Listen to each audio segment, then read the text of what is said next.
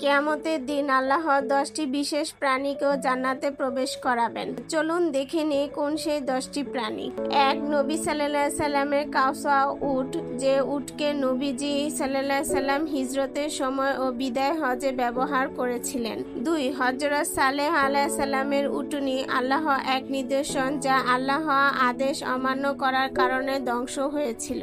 3. হযরত ইব্রাহিম আলাইহিস সালামের বাছুর, আল্লাহ মৃত পাখিকে জীবিত করে কিয়ামতের প্রমাণ দিয়েছিলেন। 4. হযরত ইসমাঈল আলাইহিস সালামের মেষ, আল্লাহ কুরবানির জন্য আকাশ থেকে এক মেষ পাঠান। 5. হযরত মুসা আলাইহিস সালামের গরু, বনী ইসরায়েলকে জবেহ করার নির্দেশ দেওয়া হয়েছিল। 6. আসহাবে কাহাফের কুকুর, যে তাদের পাহারা দিয়েছিল। 7. রানী বিলকিসের হুদুদ পাখি, যে সুলাইমান আলাইহিস সালামকে রানী বিলকিসের খবর দিয়েছিল।